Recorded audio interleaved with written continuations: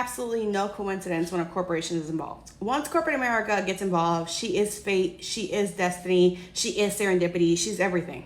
Corporate America and corporate America dollars get involved, nothing is left up to chance. Nothing is, oh, we'll play it by ear. Nothing at all.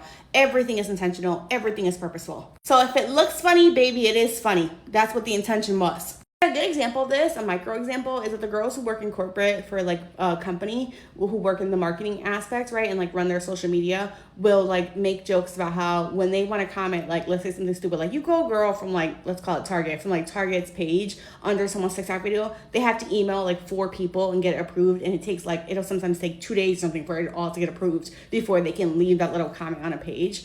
So it's like, if that much thought is being put into a simple comment under a video, can you imagine about everything else? But you want me to believe that everything else is just coincidental? So like 2 weeks ago, maybe it was, when I said after Love Island season 8, like after when they left the villa, I was like, it feels really weird. Like their post villa run feels really fucking weird. I was like, it feels extremely manufactured and extremely controlled on like what they can do and what they can say. And I was like, I feel like they're acting a certain way because they're under contract, right? I was like, I think that Love Island and the producers in the network really tightened up their contract after they saw the success of Alandra. Like I think they're so pissed off that they let Alandra slip away and that she was able to become such a star that they tightened up those contracts. Everybody called me delusional and parasocial. So now an executive from ITV, which is the company that owns Love Island, like the brand, goes on a record on a podcast and says, no, we don't have them on a 360 deal, but any deal they do needs to be approved by us. And then also the company who's like wants to sign them for a deal needs to pay us a percentage. So essentially, in different words, it is a 360 deal. It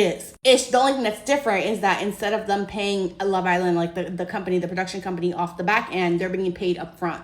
So instead of you paying them a percentage of what you make off the back end, Love Island is saying, no, we'll actually approve of what you make, and they'll have to pay us before you even see the contract. Before it even makes it to your ears as a possibility, they need to pay us up front. You know what I'm saying? Like they need to essentially like grease our palms first, which I would argue is worse, because it means that if you piss off production, if you piss off this company, they will cut off your supply. They'll be like, no, we're gonna say no to every single brand deal involving this islander actually. And I said it weeks ago, I think all of this is a direct retaliation to Alandra's success. Like they're pissed that they could not profit off of her properly and that she went on to make so much money, because I'm willing to bet that Alandra has made well over $1 million already, and they're fucking pissed that they weren't able, that their contracts were not strict enough back then that they could get a cut of it. Alandra proved to be bigger than the program, and corporate America, they're not going to allow that. You think white corporate America is allow a black woman to get one over on them?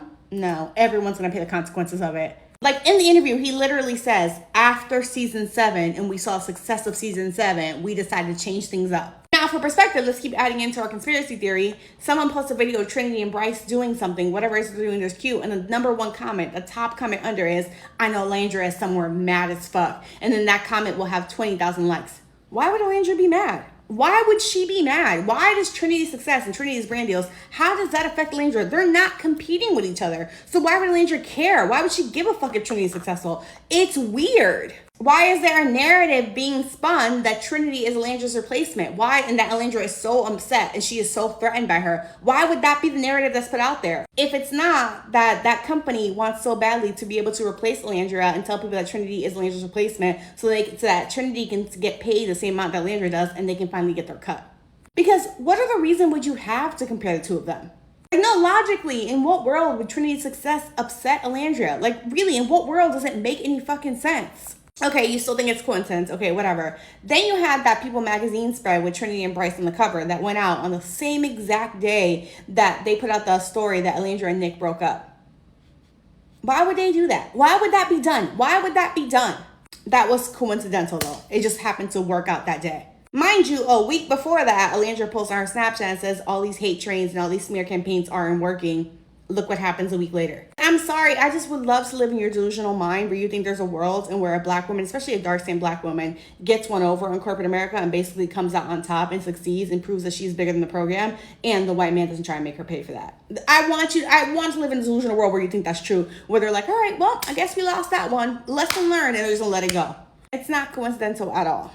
And as a party note, I would take it a step further and be like, the reason why this season is so boring and everybody's still kumbaya and everybody's pretending to be besties, even though it doesn't, like, yeah, I got so many issues, nobody wants to address any of them. Everybody just wants to be in love and happy. Nobody gives a fuck. I would argue the same exact reason why inside the villa, right, when they would get into those big ass fights and those big ass arguments, 30 minutes later, everybody would be best friends. And it would be because production forced them to all be friends.